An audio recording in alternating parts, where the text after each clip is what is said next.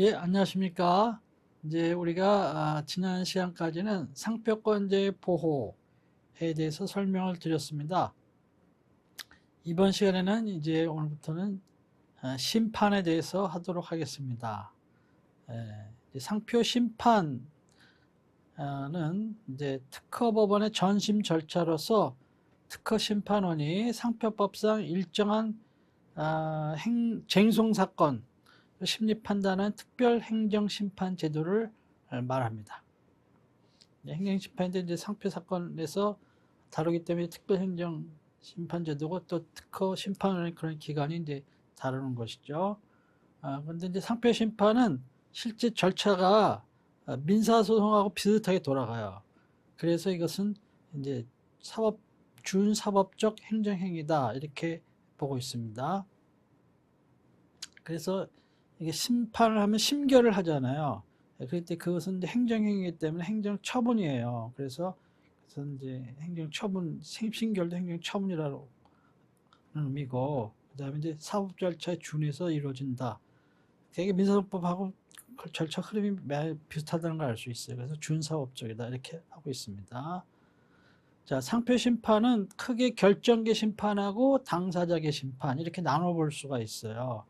다시 결정계 심판은 이제 보정 각하 결정 불복 심판하고 거절 결정 불복 심판하고 이런 식으로 두 가지로 나눠 볼 수가 있어요.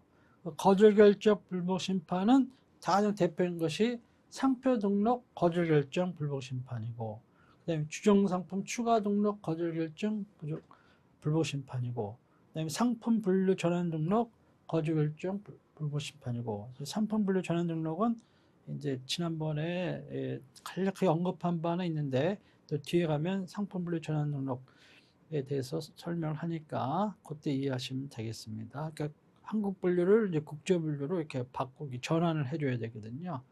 그래서 그걸 등록을 해야 되는 등록 신청하게끔 돼 있는데 그 등록이 잘못됐을 때 또는 신청이 거절됐을 때 이제 이런 얘기죠. 자, 당사자의 심판은 크게 무효심판, 취소심판, 권리범위 확인 심판 이렇게 세 가지로 나눕니다. 무효심판은 다시 상표 등록 무효심판, 지정상품 추가 등록 무효심판, 존속기강 등록 무효심판, 상품 분류 전환 등록 무효심판 이렇게 나누고요. 취소심판은 상표 등록 취소심판, 사용권 등록 취소심판 이렇게 나누고, 권리보호기 심판은 적극적 권리보호기 심판, 소극적 권리보호기 심판 이렇게 나눕니다. 예. 그러면 이제 지금부터는 이제 결정계 심판에 대해서 설명을 드리겠습니다. 여기에는 이제 보정각하 결정 불복 심판하고 거절 결정 불복 심판하고 이렇게 두 가지가 있다고 했죠. 이렇게 가지고 이제 출원을 해서 이제 출원 단계에서 보정을 했어. 근데 그 보정서가 보정이 잘못됐다 해가지고 보정 각하 결정을 받은 경우, 그런 경우 그 결정에서 이제 불복할 경우에는 그 보정 각하 결정서를 결정 등본을 송달받은 날로부터 30일 이내에 심판 청구할 수가 있어요. 한 달 이내가 아니에요. 30일 이내에. 예. 그 다음에 거절 결정도 마찬가지예요. 그때도 거절 결정 등본 송달받은 날로부터 30일 이내에 이렇게 하게 되어 있습니다. 이것은 이제 출원인의 권리를 구제하고, 그 다음에 심사관의 처분, 즉 각하 결정 거절증이라는 처분의 적정성을 확보하기 위한 그런 제도입니다. 그러면 절차 및 요건을 보면은 이제 심판 청구서를 이제 특허 심판원장에게 제출을 해야 되는데, 심판 청구서에는 이러이러한 사항을 기재한다 이렇게 돼 있어요. 뭐 어려운 건 아니고 뭐 그게 또 대단히 중요한 것도 아니냐. 이렇구나 그냥 한 번만 딸겨 보시면 돼요. 여기에는 이제 심사관의 거절 결정일 및 보정각 결정일을 기재를 하게 돼 있죠. 왜냐하면 요 날로부터 30일 이내에 청구한 거냐 아닌 것을 이제 판단을 해야 되니까 이런 것이고, 이제 청구 취지 및 이유를 기재해야 돼요. 청구 취지해가지고 이런 결정을 취소한다라는 뭐 심결을 구합니다. 뭐 이런 구함 뭐 이런 식으로 청구 이유는 이제 이유를 주르륵 쓰면 되는 거지. 네. 자, 그런데 이제 심판 청구서로 이제 그 보정을 할 수가 있는데 요지 변경은 허용이 안 돼. 요지 변경은 허용이 안 되는데요. 그런 것이고. 그러면 이제 어떤 경우가 되냐면은, 청구인의 기재사항을 바로잡기 위해서 보정하는 거, 또 청구인을 누락시켜서 추가하는 거, 이런 거는 돼요. 그다음에 청구의 이유를 보정하는 거, 이런 것들은 이제 허용이 되는 겁니다. 그 다음에 이제 그 거절 결정이 이신청이 있어가지고 제기돼가지고 그걸 이신청 심사를 해가지고 그 이신청은 이유가 있다 이렇게 해가지고 이제 거절 결정이 되는 수가 있잖아요. 그런 경우에 그거에 대해서 이제 출원인이 불복 심판을 했다 이러면은 그거에 대해서 이신청인에게도 그런 불복 심판이 있었다는 알려야 됩니다. 알려야 돼요.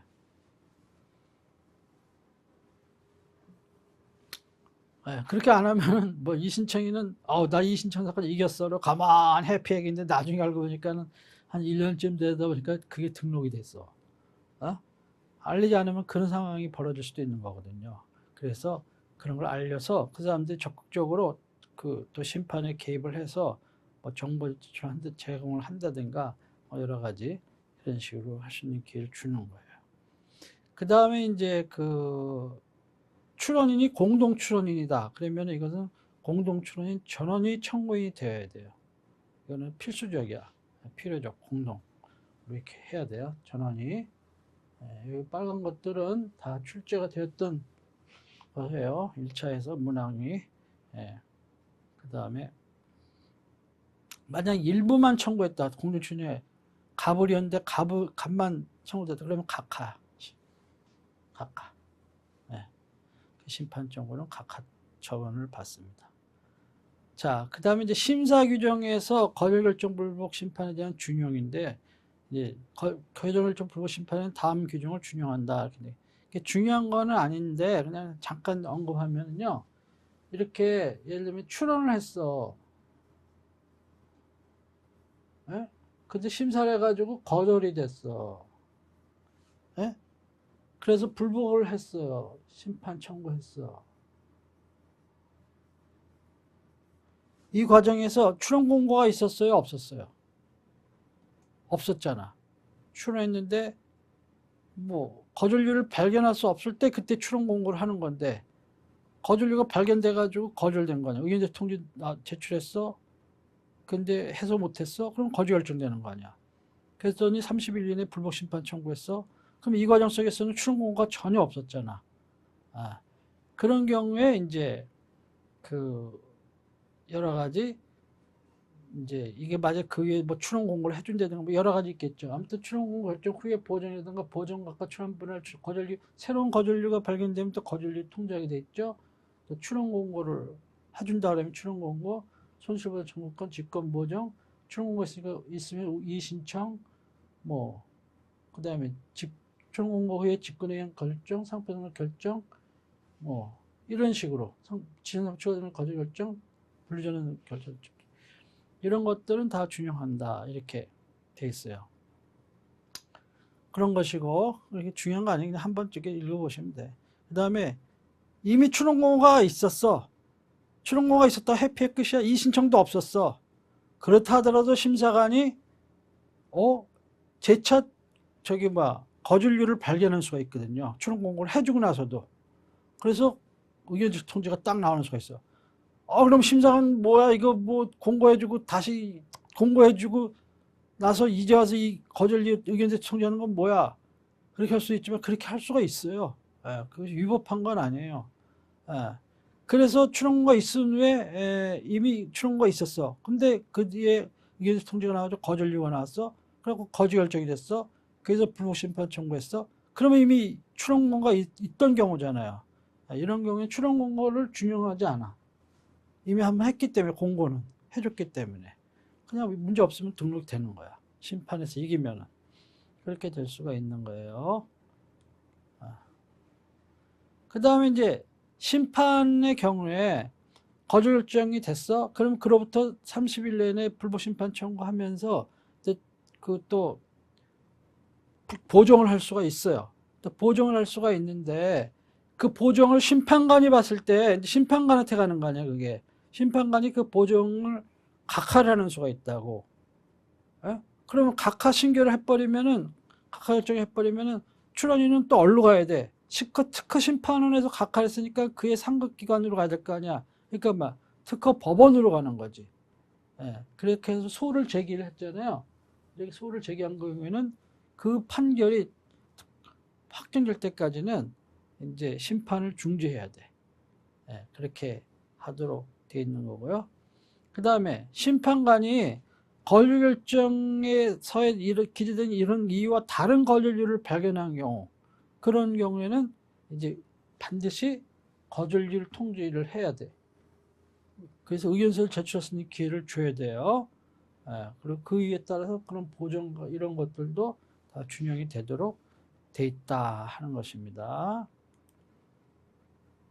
그 다음에 심사 또는 이 신청 절차에서 권리결정 불복 심판의 권리결정 효력인데, 심사나 또 이 신청에서 발본 그런 상표에 관한 절차는 이러이러한 권리결정에 대한 심판에서도 그 효력이 있다 이렇게 되어 있습니다. 권리결정 심판의 종류를 얘기하는 거예요. 그 다음에 이제 불복 심판에 이런 심판은 어떻게 하느냐. 보정각하나 권리결정에 대한 불복 심판은 이제 합의체가 하는 거야. 심사는 단독으로 이렇게 심사관이 하기도 하는데, 합의로 하기도 하지만 단독으로 하는 경우가 더 많은데, 아무튼 심판은 합의체에서 반드시 해야 되고, 구두심리 또는 서면심리로 할 수가 있는데, 결정계 사건은 거의 대부분은 서면심리예요. 그러나 당사자에게 심판 사건은 구술심리로 하는 경우가, 옛날엔 서면심리가 주를 이뤘는데 요즘에는 구술심리로 하는 경우가 굉장히 많아졌습니다. 그래서 하는 것이고, 이제 구술심리는 반드시 공개를 해야 돼요. 뭐 일반 재판하고 똑같죠. 공개를 해야 되고, 다만 공공의 질서, 공소양속을 해야 할 염려가 있을 경우에는 이제 비공개를 할 수도 있어요. 그 다음에 이제 구술심리를 하기로 하면은 언제, 기일하고 장소를 정해야 될 거 아니에요. 민사소송에서 변론기일 통지서 내보내듯이. 그렇게 이제 해서 청구인에게 송달을 해줘야 해요. 만약에 이제 당 구술심리를 또 한 번 해야겠다라고 하면 그날 알려줘도 돼. 다음 기일은 언제 한다, 이런 식으로 해도 된다는 얘기입니다. 그 다음에 이제 구술심리를 하게 되면 거기서 이렇게 한 내용들을 이제 조서로, 이제 구술심리 조서를 작성을 하는 거죠. 그 기록, 서기는 이렇게 기록을 하게끔 이렇게 돼 있습니다. 그 다음에 이제 거절결정 불복 심판 청구하면은 이제 출원인은 그 청구일로부터 30일 이내에 요지 변경하지 않는 범위 내에서 지정사표 및 표장을 보정할 수가 있어요. 그러니까 거절결정 받은 날로부터 30일 내에 불복 심판 청구할 수 있고, 그 다음에 불복 심판을 청구를 하면 그 청구일로부터 또 30일 내에 출원인이 원하면 상품이나 상표를 보정할 수가 있어. 대신 요지 변경에 해당하지 않아야 돼. 만약에 요지 변경에 해당하면 어떻게 되느냐? 그건 결정으로 각하해요. 그렇지 않으면은 적법하다는 보정된 내용들을 가지고 이제 이게 심판을 하는데, 그런 경우 대개는 거절 이유가 해소되는 거지, 대개가. 그런 식으로 해야 돼. 어떤 거는 심결로 각하하고, 어떤 경우는 결정으로 각하하고, 이런 게 있어요. 여기는 결정으로 각하한다 이렇게 돼 있죠. 법조문에 결정으로 각하한다. 심결로 각하는 게 있고 결정으로 각하는 게 있고 이렇게 달라요. 근데 이것은 결정으로 각하한다. 요지명에 해당하면. 그 다음에 만약에 특허심판원이 보정을 간과하고, 보정이 제출했는데도 불구하고 그 보정이 있었던지를 간과를 하고 보정 전에 상품을 대상으로 이제 심판을 했어. 그럼 그 심판은 뭐 잘못된 거죠? 위법이지 뭐. 위법이고. 그 다음에 보정각하 결정을 해야 되는데 그걸 누락을 시켰어? 그러면 그것도 또 위법이죠. 그것도 위법이야. 그래서 그런 신결은, 그렇게 나온 신결들은 다 취소야. 신결 취소 사유를 안고 있는 거야. 그래서 출원인은 특허법원에다가 신결 취소의 소를 제기를 하면 그 심결은 특허법원에서 이제 심결이 잘못됐다. 특허법원이 특허 심판원이 심결을 잘못했다. 이렇게 해가지고 이제 취소하는 그런 판결을 내리게 됩니다. 그 다음에 아까 설명 비슷한 얘기인데 거절 결정에서의 거절료와 다른 새로운 거절료를 발견했다. 이렇게 할 때는 그 청구인에게 반드시 의견 제출기를 주어야 한다. 법의 조문도 그렇게 돼 있고 또 판례도 그렇게 돼 있어요. 그 다음에 심사 단계에서 이미 새로운 거절 이유가 이제 상표 등록 이의 신청에 기재가 되어 있어. 그래서 출원인에게 송달돼 가지고 이의 신청서 부본이 답변서 제출 기회가 이미 주어졌어. 그런 경우에는 의견서 제출 기회가 부여된 것으로 볼 수 있다는 게 판례예요. 그러니까는 이의신청서 규정이 오면 거기다 하나하나 잘 이렇게 반박을 하는 게 필요해. 예? 예. 이의신청 이후에 이거는 몇 조 몇 호 위반이고 몇 도 몇 호 몇 호 이래서 등록이 돼서 안 됩니다. 이렇게 했는데 이걸 하나하나 다 반박을 해줘야지 답변을 할 때, 예? 그냥 뭐 이것만 덜렁하고 뭐 나머지는 흐지부지 이렇게 했다가는 이제 안 된다 하는 거예요. 그 다음에 이제 심사 단계에서 미리 거절 이유를 통지한 사유라고 하더라도 그 사유를 거절 결정에서 거절 이유로 삼지 않았다면은, 예? 예.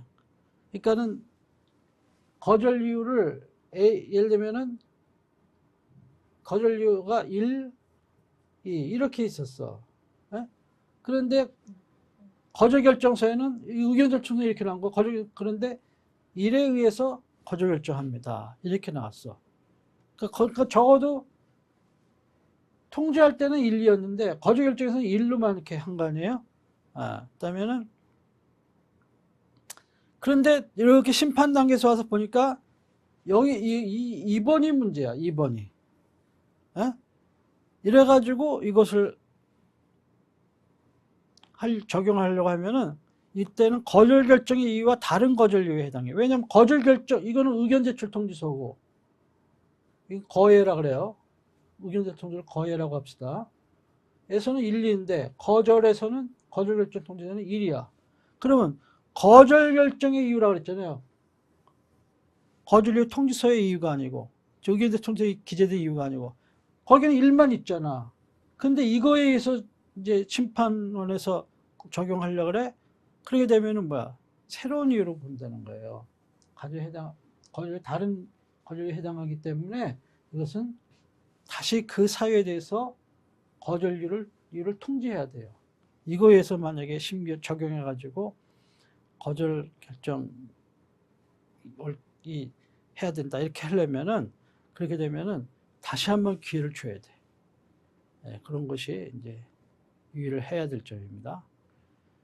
그래서 이것은 이제 그 강행 규정이기 때문에 그래요. 거절 이유를 미리 통지함으로써 그에 대한 의견서 제출 및 보전 기회를 부여하여 출원인 또는 심판 청구인의 절차적 권리를 보호하고 심사 및 심판의 적절을 개해 심사 및 심판 제도의 신용을 유지하기 위한 공익성 이유에 따른 강제이기 때문에 그렇게 하는 거예요.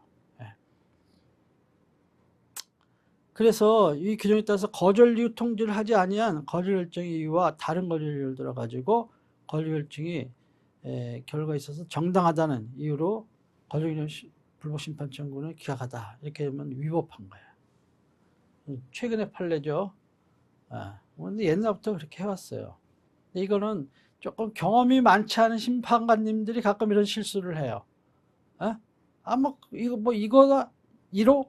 아니야. 2호? 2호도 있고, 2호도 거절 결정은 그게 그거 아니야? 이렇게 해가지고. 아무튼 거절 결정되는 건 옳은 거 아니야? 결론적으로는 이렇게 되는. 그리고 그 기회도 안 주고 그냥 막바로 들어오는 수가 있단 말이에요. 그래서 안 된다는 거예요.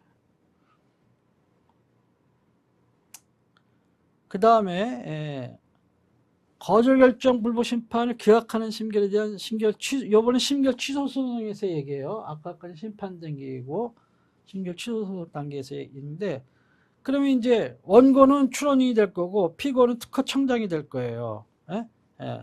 심결 취소 소송에서는 행정 처분을 한 기관에서 특허청장인데, 특허청장은 거절 결정 이유와 다른 새로운 거절료에 해당하지 않는 한은 심결에서 판단하지 않은 것이라고 하더라도 심결의 결론을 정당화하는 사유를 증명할 수가 있어요. 그래서 심판원에서 심사 단계에서 거절료가 3개였어. 여기 보면 3가지 거절료. 예를 들은 뭐예요? 3가지 거절료. 1번, 2번, 3번. 이렇게 거절료가 3개였어. 3개였는데 이 중에서 이 1번만 가지고 그래 거절 결정이 옳다 이렇게 해가지고 거절 결정 유지했어. 심판원에서 심결하면서 심사관이 거절 결정한 게 옳아. 요 1번 사유에 비춰 봤을 때 거기에 해당하기 때문에 이랬어요. 예? 예. 거절 결정서에는 이렇게 1, 2, 3번이 있었어. 여기에는 예? 여기에는 1, 2, 3번이 있었어요. 그런데 심결에서는 이것만 가지고 그래 네가 옳다 그랬어. 그랬더니 출원인이 그 심결 취소해달라고 소송을 특허법원에다 냈어요. 심결 취소 소송이 이제 계류 중이야. 그때 이제 와서 특허청장이 1번만 하는 것보단 요번 기회에 아주 2번, 3번도 다 같이 주장을 하자. 1회도 해당하고 2회도 해당하고 3회도 해당한다. 이렇게 할 수 있느냐는 거야. 할 수 있다는 거예요. 할 수 있다는 게 판례. 왜냐하면 거절 이유 통지서, 즉 의견 제출 거절 예고죠. 의견 제출 통지서에는 들어가고 1, 2, 3이 거절 결정서에는 1번만 들어갔다. 그러면은 거기 지금 와서 2번, 3번 하는 건 문제가 있는 거지. 근데 그게 아니고 거절 결정서에 1, 2, 3이 들어가 있었어. 근데 심판에서 심결문에는 1번만 가지고 그게 거절 결정이 옳다 이렇게 했어. 근데 불복해가지고 특허 심판으로 갔어. 그랬더니 특허 법원으로 갔어. 그랬더니 그때서 특허청장이 1번뿐만 아니라 2번, 3번 그런 거절 사유도 다 해당하는 거다 해가지고 이렇게 주장을 하고 입증을 해도 되느냐에 대해서 된다는 게 판례요. 된다는 게 판례야. 이런 것은 이제 시험에 나올 수가 있어요. 객관식이든 주관식이든 잘 알아둬야 될 판례예요. 그 다음에 나아가서 특허청장은 거절 결정 이외에도 심사나 심판 단계에서 의견서 제출의 기회를 부여한 사유, 또 이와 주요한 취지가 부합하는 사유, 이런 것들에 대해서도 또 특허 법원에서 심결취소 단계에서 이렇게 주장하고 이렇게 할 수가 있어요. 그러면 그에 대해서 특허 법원은 심리 판단을 하고 이렇게 할 근거를 삼을 수가 있다 하는 그런 얘기입니다. 그래서 요거는 조금 알아놓 관심을 가지셔야 돼.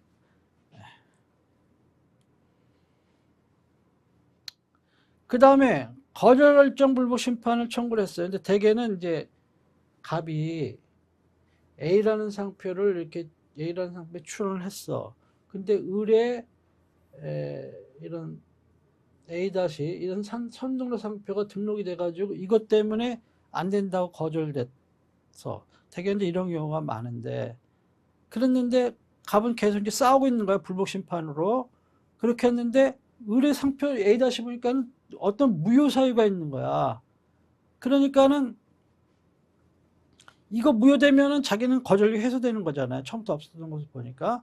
그렇게 해가지고 무효 심판을 청구를 했어. 이런 경우에 그러면은 이제 무효 심판 청구하고 특허 심판원에다가 갑이 심판 청구서 증명원을 떼가지고 자, 인용상표인 을의 선행상표에 대해서 내가 지금 무효심판 청구해가지고 이렇게 심판이 계류 중이니까 이 심결이 확정이 되면은, 무효로 확정이 되면은 거절이 해소되니까 그때까지는 이 거절결정 불복 심판의 절차를 좀 중지해 주시오. 이렇게 해가지고 신청을 할 수 있어요.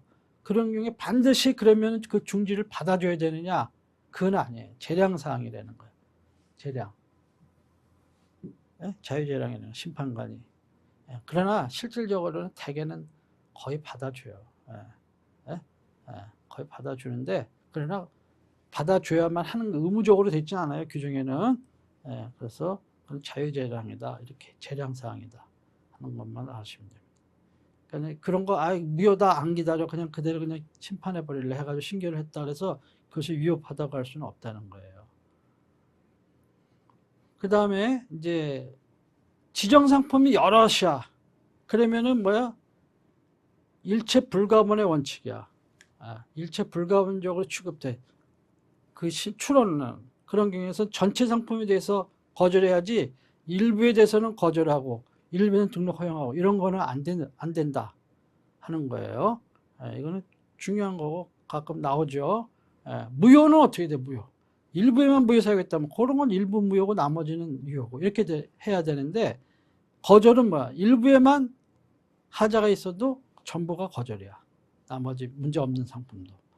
이건 일체 불가분적으로 취급한다는 거예요. 이거는 그렇게 안 하면은요, 이 거절결정계, 결정계 이런 사건이 굉장히 복잡하게 돌아갈 수가 있기 때문에 그런 일체 불가분적으로 이렇게 취급을 하는 거예요. 소송경제의 필요성에 의해서. 그 다음에 이제 불복심판을 캐면은 이제 심결을 해야 되잖아요. 그래서 이제 심결로서 이것이 불복심판이 이유가 있다. 이유 있다, 이유 없다. 이게 핵심이죠. 이유 있다. 이렇게 하면은 이제는 보존각하 결정 또는 거절 결정을 이제 취소한다. 이렇게 원결정을 취소한다. 심사를 다시 붙여서 심사국으로 환송한다. 뭐 이런 식으로 이렇게 심결을 해요. 심사에 붙일 것이라다. 다시 이런 식으로 한다는 거예요. 하는 것이고 자판해도 돼. 필요에 의해서는 꼭 할 수 있다 이렇게 돼 있잖아. 할 수 있다. 하회한다가 아니고. 그러니까는 환송을 하는 게 대부분인데 필요하면 자판해도 된다는 거예요. 그 다음에 심결이 났다. 그러면 이것은 이제 심사관을 기속을 하는 거야. 바인딩해서. 그 따라서 이제 해야 돼. 대개는 그렇게 되면은 대개는 이제 등록이 되는 경우가 거절료가 해소되는 경우로 이제 대부분이죠. 자, 이제까지는 이제 결정계 심판에 대해서 설명을 드렸고요. 그래서 보존각 결정, 불복심판, 거절결정, 불복심판을 통합을 해서 설명을 드렸고, 다음에는 이제 상표 등록 무효심판에 대해서 설명을 드리겠습니다. 상표 등록 무효심판은 청구인이 이해관계인 또는 심사관이에요. 취소심판은 많은 경우가 누구든지 이렇게 되어 있는데, 무효심판은 이해관계인이기 때문에 누가 이해관계인이냐, 어떤 자가 이해관계이냐 하는 것이 굉장히 중요해요. 이거 가지고 실제 많이 싸움이 붙거든요. 그래서 그런 것이고, 심사관은 이제 공익의 대변자로서 이렇게 하는 거예요. 그 다음에 이제 지정상품이 둘 이상이 있는 경우에는 이제 전체에 대해서 무효심판 걸 수도 있고, 지정상품마다 청구할 수도 있어요. 그렇게 해가지고 할 수가 있다 하는 것입니다. 그 다음에 이제 그렇게 이제 무효심판은 이와 같이 심판 절차를 통해서만 할 수 있는 게 원칙이에요. 특허심판을 통해서. 그렇지만은 상표 등록 무효 심결이 확정되기 전이라 하더라도 그 상표 등록이 무효될 것이 무효심판에서 무효될 것이 명백한 경우에는 그러한 상표권에 기초한 침해금지나 손해배상 청구 이런 것들은 이제 권리남용으로 이렇게 본다 이렇게 돼 있지 않습니까? 그런 경우에는 그런 침해성 사건을 담당하는 법원으로서도 그 상표권이 권리남용에 해당하는 항변이 있는 경우에는 그 당보를 판단하기 위해서 그 상표 등록이 유효인지 무효인지 여부를 심리 판단할 수 있다는 게 판례예요. 알았어요? 옛날에는 그렇게 되면은 이거 무효인데요. 이거 무효니까 권리남용이다 그러면은 그거는 특허 심판원에서 결론이 나와야지 이때까지는 나 기다려야 된다. 해가지고 이렇게 기다리는 쪽으로 이렇게 많이 갔어요. 더군다나 이제 요즘에는 뭐 법관들이 지식자산자에도 관심이 많으니까 특허 법원이 인기 법원 중에 하나잖아요. 거의 이제 가려고. 근데 옛날에는 특히 이제 특허 사건이 기술적이더라 그러면 막 머리가 아프잖아. 어떤 경우는 막 장롱에 쳐박고 막 한창 뭐 그런 시절도 있었다 그러더라고요. 세워라 내워라 가는 거야. 그렇게 하는데 상표는 만만하잖아. 뭐 어려운 게 없잖아요. 기술적인 내용이 들어가는 게 아니니까 얼마든지 할 수도 있는 거지. 그러니까는 이제 뭐 그런 식으로 해서 이제 특허도 마찬가지겠지만 상표도 이런 경우에는 이제 무효를 스스로 법원이 판단할 수가 있게끔 그런 판례가 나왔어요. 원래 특허에 나온 판례가 이제 상표에도 영향을 준 걸로 제가 기억을 하고 있는데, 그런 식에서 이렇게 판례가 나온 거예요. 그러니까 원래는 특허 심판원의 심판관에서 이 등록 무효가 좌우되는데, 이러한 경우 이게 권리남용에 해당한다 이렇게 보는 경우에는 스스로 법원이 특허 심판원의 그걸 안 기다리고도 자판에서 무효인지 아닌지 따져가지고 이렇게 재판할 수가 있다 하는 그런 얘기입니다. 무효사유는 뭐냐 이렇게 쭉 있어요. 많아요. 예를 들면 봅시다.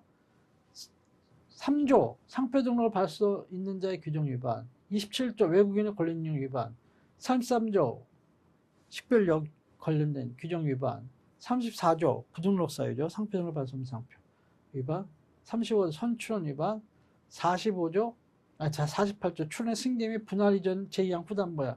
분할 이전할 때 이런 거 이전할 때 뭐 지정 상품마다 이렇게 이전할 수 있지만은 유사 상품은 함께 이전해야 된다는 게 단서잖아요. 후단이잖아요. 예? 근데 여기서 주의할 거. 상표 등록 출원을 분할 이전했어. 할 때 유사 상품은 함께 이전해야 된다. 이거는 위반했다. 그러면 무효사유죠. 상표 등록 출원이 아니고 상표 등록이 됐어. 그래서 상표권을 분할 이전해. 그런 게 유상품 함께 이전해야 된다. 그 위반했어. 무효사유가 아니야.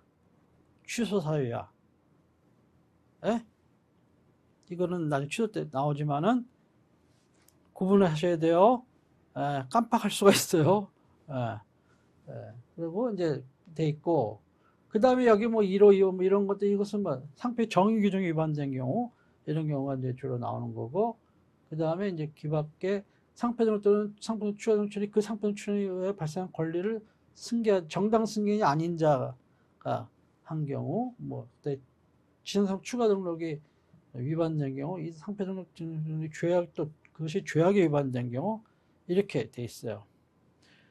그래서 뭐 이거는 뭐야, 결국은 상표 등록의 요건이야. 넓은 의미에서. 즉 뭐야, 구성 요건, 인적 요건, 그 다음에 적극적 요건으로서 자타상 식별력 그 위반한 거, 그 다음에 34조 소극적 요건, 즉 뭐야, 상표를 받을 수 없는 상표 해당하는 경우, 그 위반한 경우, 뭐 이런 경우죠. 그 다음에 뭐 절차적 요건 이런 거 위반한 거, 선출원이라든가 뭐 이게 승계는 분할 때 이런 거 여러 가지 제한들이 있잖아요. 그런 거 위반한 거, 이렇게 이 상표 등록의 5가지 요건을 위반했을 때는 그는 무효라는 거야. 무효. 등록이 됐다 하더라도 설사. 그리고 한 가지는 예외가 있어. 그건 나중에 설명드릴게요. 자, 그 다음에는 이제 12, 그래서 여기서부터 1호부터 10까지 앞에 10가지 본 거는 이거는 원시적 무효사유야. 그러니까 그건 무효되면 막 처음부터 없었던 걸로 보는 거야. 근데 다음 3가지는 후발적 무효사유야. 어떤 게 있냐면 등록한 후에 그 상표권자가 권리 능력을 잃게 돼. 인적 요건을 상실하는 거죠. 이제 외국인의 권리 능력에 따라 상표권을 누릴 수 없는 자가 되거나, 또는 그 등록 상표가 조약에 위반된 경우, 등록될 때는 문제가 없었어, 조약에. 근데 등록된 이후에 조약에 위반되게 된 경우가 있었어. 조약이 바뀌어가나 뭐 등 해가지고. 그런 경우, 이런 것은 후발적 무효사유예요. 두 번째는 등록될 당시에는 적극적 요건, 즉 식별력이 있었어. 33조에 해당하지 않아. 근데 뭐야, 등록된 이후에 식별력을 잃게 됐어. 상실됐어. 33조에 해당하게 됐어. 각 호원의 1호부터 33조 1항 1호부터 7호까지.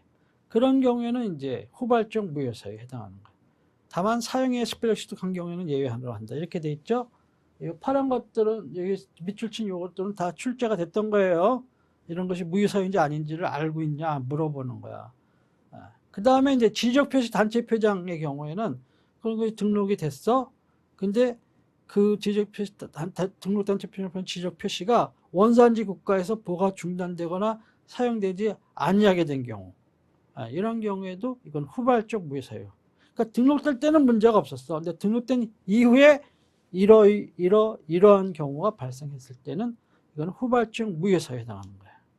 예, 그리고 이렇게 상표 등록 무효사유는 법에 쫙 이렇게 규정이 되는데 이거는 한정적 열거 규정이다 하는 게 판례예요. 그러니까 요거 이외에 다른 사유 가지고 상표 등록을 무효로 할 수 없다는 거예요. 열거 규정이니까. 예? 예시 규정은 뭐야? 이런 거에 준해서 이렇게 다른 것도 경우에는 할 수 있다는 게 예시 규정이지만 열거 규정은 뭐야? 그것만 해라는 얘기지. 그것만의 경우에만 이렇게 돼 있죠. 그 다음에 아까 얘기처럼 이 일상표 일촌 위반, 이거는 뭐야? 거절 이외에는 들어가지만 무효 사유에는 안 들어가. 왜냐하면 이것은 경미한 절차적 하자에 불과한 거기 때문에, 이것은 이제 무효 사유는 규정하지 않았다 하는 것입니다. 이것도 가끔 물어보죠. 이게 무효 사유냐 아니냐 하는 것, 이렇게 돼 있다 하는 거예요. 그럼 이제 무효 심판 청구는 이제 여기서 이제 당사자를 보면 청구권자는 이해관계인 또는 심사관이다 하는 것이고요. 그 이해관계인이 뭐냐가 항상 많이 문제가 된다 그랬죠. 그래서 이것은 등록상표 소멸에 직접적인 이해관계가 있는 자를 말하는 거예요. 그 교재도 보면은 판례 쭉 뒷부분에 보면 무효심판 관련된 판례 쭉 보면 뭐 이해관계 인정한 경우 안 한 경우 쫙 나오잖아. 그렇게 문제가 많이 된다고 심판에서. 그걸 요약 정리하면 바로 이거예요. 그 등록상표와 동일동 유사한 상표를 사용한 바가 있거나 현재 사용하고 있는 자, 이거는 이해관계가 있어요. 또 그 등록상표를 사용한 일이 없다 하더라도 동일동 유사한 상표를 먼저 등록한 자, 선등록자, 선권자, 당연하죠. 이해관계 있는 것이고, 또 그 등록상표가 지정하는 상품과 동종의 상품을 판매하고 있는 자, 동종 영업을 하고 있는 자, 그런 것이고, 네 번째는 그 등록상표로 인하여 상표 등록을 거절당한 자.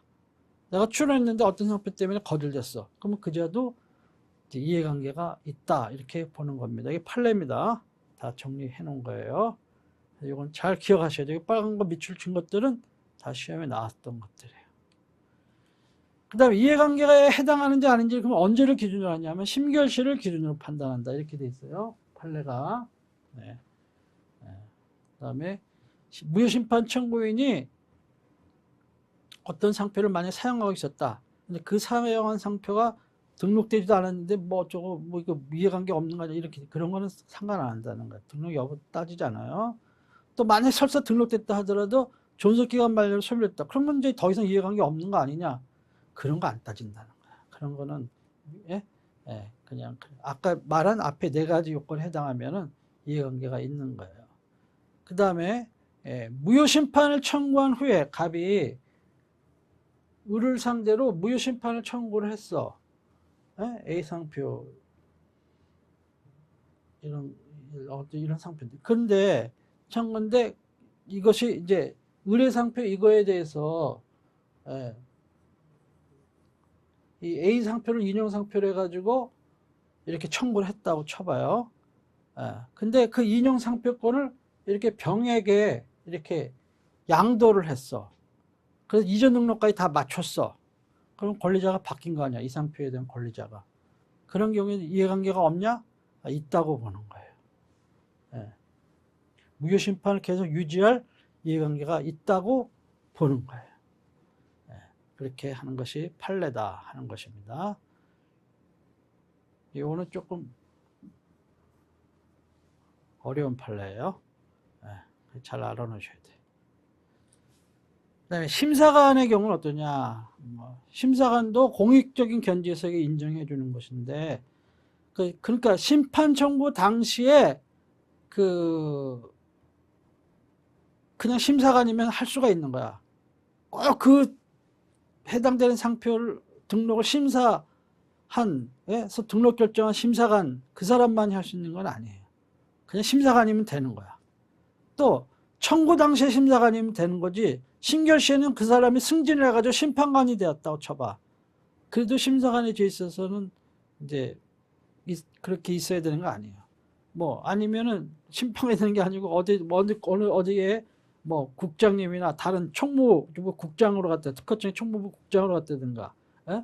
무슨 뭐 관리국장이 됐든 예를 들면은 그런 식으로 갔다 해도 청구 당시에만 심사관 자격이 있었다면 지위에 있었다면은 그는 적법한 걸다 이렇게 하는 것이 판례예요. 뭐 이게 중요한 건 아닙니다. 이거는 그냥 그렇다는 정도.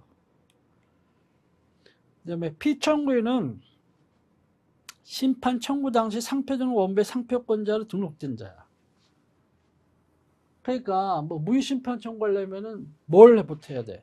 여러분 부동산 소송하려면 뭐 해야 돼? 등기부 등본부터 띄잖아. 똑같은 거예요. 상표도. 상표 원부부터 떼어가지고 권리자가 누구로 되어 있는지를 보고 여러 사람이면 그 사람 해가지고 그 자들을 상대로 해서 심판을 청구를 해야 되는 거야. 무슨 내용 증명 배우는 사람이 자기 몇몇 나 상표권자인데 이렇게 주장을 했는데 이 사람이 당연히 상표권자겠지 믿고 상표 원부도 안 떼어보고 확인도 안 해보고 청구를 해? 그러면 안 돼. 그러면 안 돼요. 그다음에 상표권이 공인 경우에는 공유자 전원을 피청구인을 하여야 한다. 이렇게 됐죠. 이것도 필수적으로 그렇게 해야 돼. 그런데 심판은 이래. 심판은 고유 필요적 공동소송처럼 돌아가요. 전원을 대상으로 꼭 해야 돼. 이렇게 돼야 되는데 심결은 또 달라. 이제 이렇게 공유자가 상표정비 심판에서 패소를 했어. 불복하고 싶어. 근데 이거를 필요적 공동소송이라고 전체적 고유 이렇게 하도록 한다면은 고유 필수적 공동소송 이런 식으로 이렇게 해가지고 반드시 전원이 해야 된다면 그중에 나는 안 할래. 아유 이제 귀찮아. 돈도 들어가고 시간만 살고 나 안 할래. 그럼 어떻게 되는 거야? 갑과 을이 있는데 갑이 그런 식으로 하면 을은 어떻게 되는 거야? 자기는 지금 이걸 싸워가지고 계속 해야 될 여러 가지 이유가 있는데 그런 경우 불합리한 결과가 초래되잖아요. 그래서 공유자 1인이라도 상표권 소멸을 받지 않기 위해서 단독으로 그 심결의 취소를 구할 수 있다 하는 게 판례다. 이건 여러 번 나왔던 판례 설명했던 내용이죠. 청구 대상은 이제 그 지정상품이 둘 이상 있는 경우에는 지정상품마다 청구할 수가 있다 하는 거예요.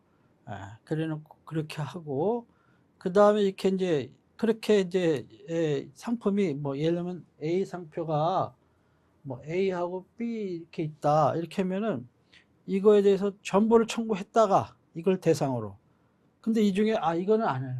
취하 무효 안 될 것 같아. B 상품은 이렇게 해도 돼요. 취하는 거 일부 취하는 거 근데 여기다가 뭐야 이 한 김에 없는 신상품까지 서로 추가해 그거는 안 돼. 추가하는 건 허용이 안 돼요.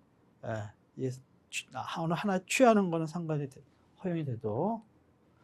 그다음에 청구 시기는 언제냐? 무효심판은 상표권이 소멸된 후에도 할 수가 있어요. 소멸된 후에도 할 수가 있는데 다만 이러이러한 사익보호적인 취지를 가진 규정은 그런 경우에는 이제 제척기간 5년이 있어. 5년 지난 후에는 청구할 수가 없어요.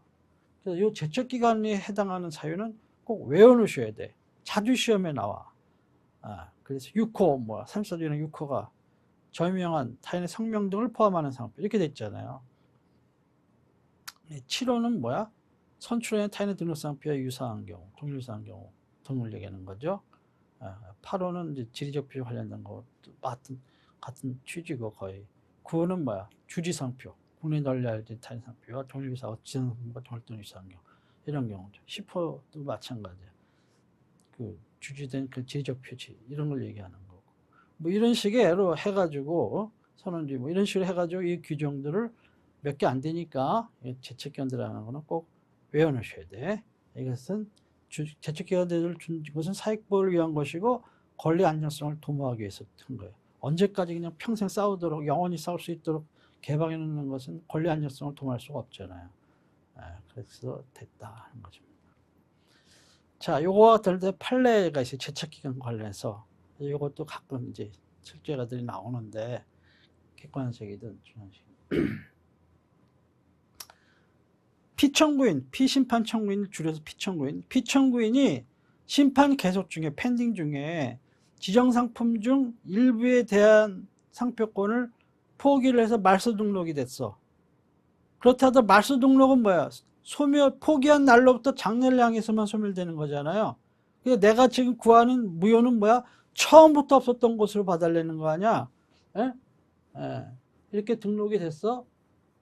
근데 여기서 말소를 했어. 그럼 포기를. 그래서 이때부터 소멸된 거 아니에요? 근데 내가 지금 다투는 거는 여기서부터 없었던 걸로 봐달라는 거 아니야? 에? 에. 그러니까 말소되었다 하더라도 이것은 뭐예요?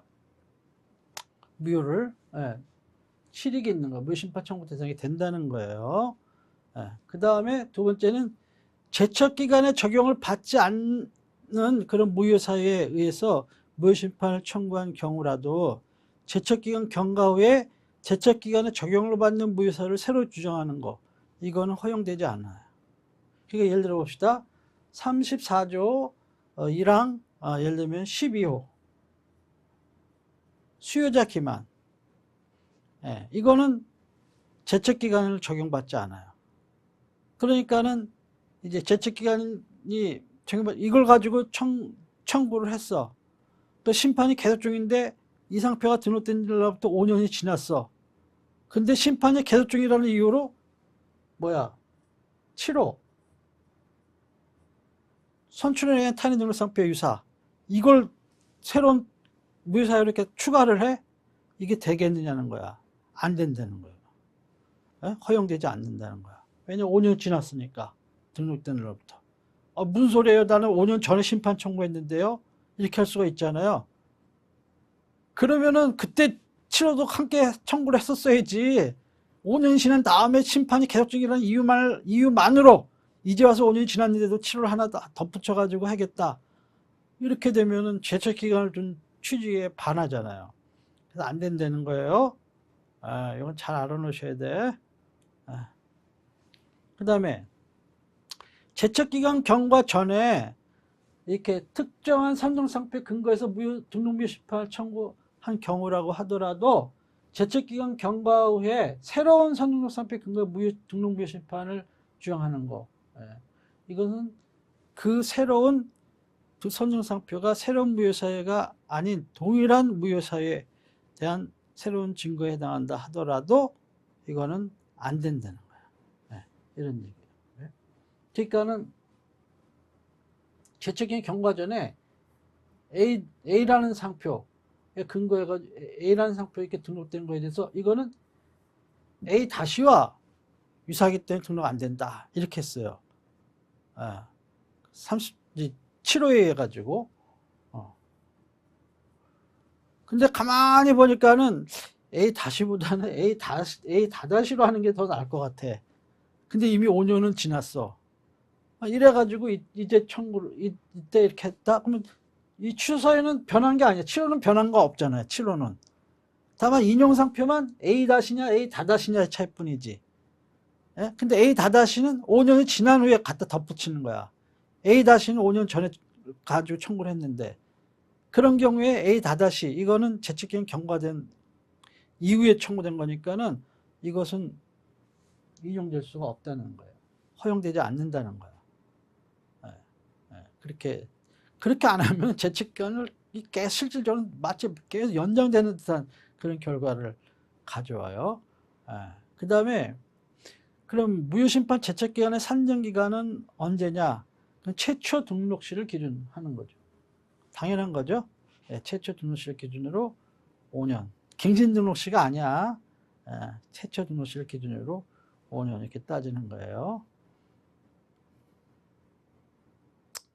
그 다음에 이제 이렇게 무효심판이 청구가 됐다. 그러면 심판장은 해당 상표의 전용 사용권자와 그 밖의 상표에 관한 권리를 등록한 자, 질권자, 이런 사람들이 있겠잖아요.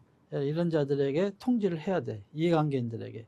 그래서 당신이 이해관계가 있는 이 상표권이 이렇게 무효될 수도 있고, 이런 알아주고 심판에 참가할 수 있는 기회도 주는 거고, 경각심을 가질 거 아니야. 이거 어떻게 되는 거지? 하고 알 수 있게끔 해야 된다. 그래서 이건 밑줄 친 거는 시험에 나왔다 그랬죠. 그 다음에 이제 무효 여부 심판은 지정상품 별로 판단하도록 이렇게 한다는 게 이제 판례고, 그 다음에 이제 전부에 대해서 지정상품 전부에 대해서 무효심판을 구하는 경우를 하더라도 그 무효 원인이 있는 지정상판에서 등록 무효의 심판을 하여야 한다 하는 게 판례예요. 그래가지고 그 다음에 동일한 당사자 사이에 등록상표 무효심판 청구권하고 갑과 을 사이에 A가 이렇게 있는데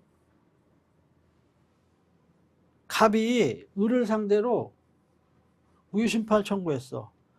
자기 A의 선등록하고 이게 유사라는 거야.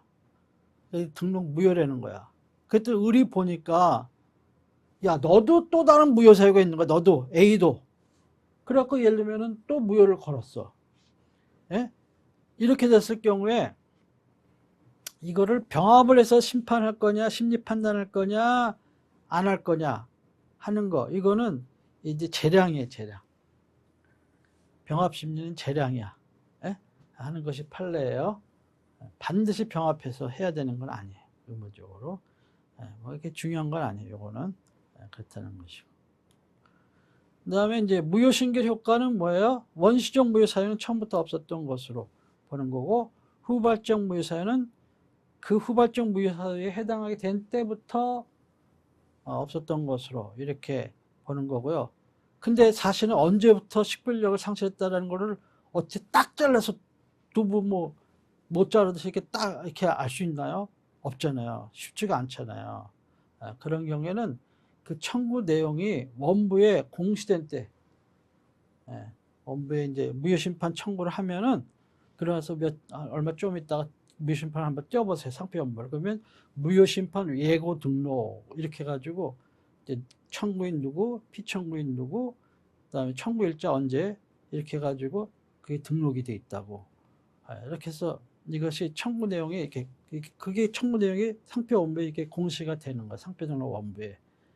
그럼 그때부터 예고 등록이 된 때부터겠죠. 그때부터는 없었던 것으로 이렇게 이제 본다는 거예요. 자, 이제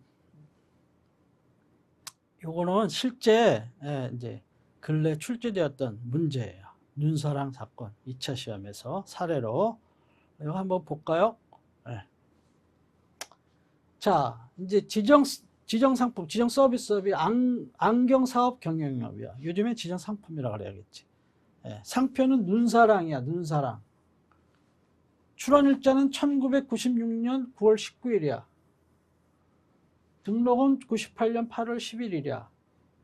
이 사건의 등록이 그렇게 중요하지 않아요. 출원일이 중요하지. 나중에 뒤에서 이제 얘기하게 됩니다. 근데 눈사랑이라는 건 뭐예요? 눈을 사랑한다는 거냐. 신체 일부인 눈을 사랑한다. 그러니까 그 자체는, 그래 안경과 관련해서 눈을 사랑하는 게 뭐 어때서? 안경하고 상품의 그런 효능이나 용도나 뭐 품질을 직접적으로 표시하는 건 아니잖아요. 뭐 눈을 맑게 한다 이러면요 직접 표시하는 거지만, 눈 맑음 이러면요 그거는 효능 표시라든가 품질 표시지. 그렇지만 눈사랑 그게 뭐 어쩌다고. 그런 식별력이 있는 거죠. 그러니까 식별력이 있는 거야, 원칙은. 식별력이 있는 것으로 본다 이렇게 된 거예요, 원칙은. 그런데 등록일 이후에 보니까 안경이나 안경수 관련해 가지고 많은 사람들이 사랑자가 들어간 상표를 많이 등록을 해놨어. 많이 쓰고 있어. 그리고 그걸 누군가가 사랑자 들어간 거를 막 출원을 했는데 식별력이 없다고 그래가지고 막 거절된 사례들이 있어. 그러니까는 그런 걸 고려했을 때는 이거는 등록 이후에 뭐야? 식별력을 상실했다고 봐야 된다. 이렇게 본 거예요. 등록 후발적 무효사유에 해당한다고 보는 거죠. 그렇기 때문에 결국 이거는 뭐예요? 후발적 무효사유에 해당해서 무효가 돼야 된다. 이렇게 판결이 나왔어요. 이렇게. 그런데 이 원심 판결은 이래서 잘못된 거다. 이렇게 나온 거야. 뭐라고 하냐면은 후발적 무효 사유가 들어간 거 있잖아요. 그 개정법은 2001년 7월 1일부터 시행된 상표법에서 들어간 거예요. 근데 여기 부칙을 보면, 부칙 사항을 보면은 종전에 출원돼서 조립된 상표는 종전법에 의한다 이렇게 돼 있어. 그러니까 뭐야?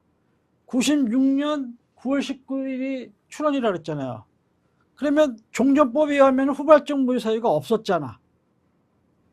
에? 그런데 이제 와가지고 후발적 무효 사유 적용해가지고 무효 이거는 해서 신결을 했어? 그건 위법한 거죠.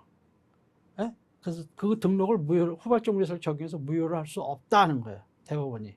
잘못된 거라는 거야.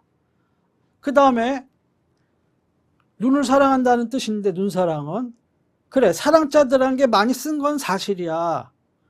많이 쓴 건 사실이지만 눈사랑이라고 쓴 거는 찾아볼 수가 없어. 겨우 딱 3건이야. 상표권자가 쓰는 거하고 어떤 사람 쓰는 거하고 인터넷에 또 어떤 업자 이렇게 딱 세 명밖에 없어. 다른 것은 찾아볼 수가 없어. 눈사랑은 사랑자는 많지만은 그러니까는 그런 걸 가지고 그 식별력 없다라고 볼 수 없는. 그 다음에 거절된 예도 보면은 뭐 사랑 뭐 이렇게 해가지고 거절된 예는 있지만 눈사랑 때문에 거절된 예는 없어. 어? 그러니까는 이제 그런 것이고. 그 다음에 오히려 그 기간 동안 이제까지 보면은 매출도 뭐 여기 보니까 30억이고 광고도 17억 얼마 쓰고 막 이래가지고 매장 수도 전국 27개나 되고 뭐 이렇다는 거야. 그런 걸 알 수가 있다는 거예요. 그래서 이런 걸 봤을 때는 사랑이라는 단어가 결합된 표정이 식별 부정한 그런 결정이라든가 심결례가 있기는 하지만 그것이 눈사랑에 관한 것도 아니고 그리고 이런 것은 등록 여부에 관한 것은 뭐야? 개별적으로 판단한다 그랬죠. 다른 데서 거절됐으니까 여기도 거절돼야 된다. 이렇게 한지 안 된다 그랬죠. 또 다른 나라에서 했으니까 우리나라에서 안 된다. 이런 것은 안 된다 그랬죠. 하나의 참고사항이지 거기에 구애받을 것은 아니라 그랬잖아요. 그러니까 구애받을 게 아니고 또 기록이 의하더라도 이 중에 쭉 앙에서 관련해가지고 그게 뭐야 눈사랑이라 쓴 것은 거의 찾아보기가 없다. 원고하고 소외인 일부가 이렇게 사랑하는 정도 외에는 할 수 없다. 찾아보기가 없다는 거야. 그래서 이와 같은 사정을 종합적으로 고려했을 때 그 등록일 이후에 안경사업 경영과 관련해가지고 눈사랑이 식별력을 상실했다고 보기는 어렵다. 이렇게 하는 거예요. 그럼에도 불구하고 원심의 판단은 그렇게 했으니까 이건 위법이 있다. 핵심은 뭐야? 너 왜 96년에 출원돼서 조립된 상표에 대해서 2001년 이후에 시행돼서 그 이후에 출원되는 상표에 대해서 한다는 그 조항을 그 법을 왜 적용을 해서 무효시켰어? 후발적 사유를. 그것이 가장 키포인트지 뭐. 그래서 잘못된 거라는 게 판례예요. 그렇게 해서 이것이 이제 실제 2차 시험에 출제가 되었어요. 그래서 이렇게 논리를 쓰셔야 돼. 이런 식으로. 답안을 쓸 때. 근데 제가 볼 때는 그렇게 써야 되는데 시중에 나와 있는 그런 2차 시험 그 문제 풀이집 이렇게 한 번 더 읽어 보니까 써야 될 말은 거기에 안 적어 놓고 이상한 잡학지식 그냥 상표법 어디 공부한 거 그냥 다 때려붓듯이 이렇게 써 이게 답안이다 이렇게 모범 답안이다 이런 식으로 이렇게 하는 경우도 있는데 그렇게 해서 안 돼요. 나도 출제위원하고 체육위원하고 이렇게 여러 번 해봤지만 그렇게 쓰면 이렇게 쓰면 안 되는데 공부 열심히 했지만 포인트를 잘못 잡는구나. 너무 기계적으로 막 그냥 면피하는 식으로 면피형 답안들 있잖아요. 면피형 답안. 합격하려고 써야지 면피하려고 쓰면 되나? 물어보는 출제자의 의도가 뭔지 정확히 해서 거기에 맞게끔 딱딱 이렇게 써주셔야지 그냥 이렇게 기계적으로 막 쓰는 그런 식으로 하시면 안 됩니다. 좀 귀찮더라도 출제 의도를 먼저 해가지고 거기에 맞게끔 딱딱 답안을 한번 작성해보는 그런 연습을 좀 많이 하세요. 그 다음에 이제 마지막인데요. 존속기간 갱신력 무효심판. 이거는 또 이해관계인 또는 심사관이 하는 것이고요. 그럼 그게 무효사유는 뭐냐? 갱신은 1년 이내 하거나 경과됐다 하더라도 존속기간 만료 1년 전에 하거나 만료 후 6개월 이내 유예기간 동안에 하거나 이렇게 해야 됐잖아요. 그 기간에 안 했는데 갱신됐다. 이건 잘못된 거지 뭐. 그 다음에 이제 상표권자가 갱신해야 되는데 또 공유인 경우에는 그 중에 한 사람이 할 수 있는 거죠. 이렇게 해야 되는데 이제 주체 동일성의 요건을 이제 위반한 경우 이렇게 되는 거죠. 그래서 이제 갱신 그런 경우는 이제 갱신등록 무효 사유가 되는 거예요. 또 갱신등록 신청이 대상이 상품이 여러 개다 그러면 지원 상품마다 청구할 수가 있고요. 또 이것도 일반 무효 등록 무효처럼 상표권 소멸 후에도 청구할 수가 있는 거예요. 여기에도 제척 기간이 있어요. 제척 기간이 이제 있는데 5년의 제척 기간이 있는데 이거는 뭐냐면은 처음에 앞에 기간 위반한 거. 만료 전 1년 이내, 만료 후 6개월 갱신, 요거 기간 위반했을 때는 제척 기간이 있어. 나머지는 없어. 그것만 잘 염두에 두시면 돼요. 갱신 등록 무효 심판 청구 들어왔다? 그럼 이건 마찬가지야. 전세권자나 그 밖에 상표에 관한 권리를 등록한 자에게 통지를 해야 되고요. 그 다음에 이제 갱신 등록 무효 그러면 뭐야? 그 갱신 등록이 처음부터 없었던 걸로 보는 거야. 상표 등록이 처음부터 없었던 게 아니라 그 갱신 등록만 없었던 걸로 보는 거예요. 그리고 이제 그 마드리드 상표의 특례야. 이건 잘 알아놓으셔. 뒤에도 잠깐 설명하겠지만 마드리드 때 국제 등록 기초 상표권에 대해서는 상표권의 존속갱신 등록 무효 심판에 관한 규정이 적용되지 않아요. 갱신은 저 WF 스위스 거기 제네바 거기서 이렇게 해야 되는 거니까 그 루트에서 그렇기 때문에 이것은 갱신등 무효 심판 규정이 적용되지 않는다 하는 것입니다. 네, 지금까지 우리가 이제 그 심판에 있어서 보정과 결정, 불복 심판, 관용적 불복 심판, 결정기 불복 심판 했고요. 그 다음에 상표 등록 무효 심판, 존속갱신 등록 무효 심판 이거에 대해서 설명을 드렸습니다. 네, 그럼 다음 시간부터는 상표 등록 취소 심판을 중심으로 설명을 드리도록 하겠습니다. 네, 감사합니다.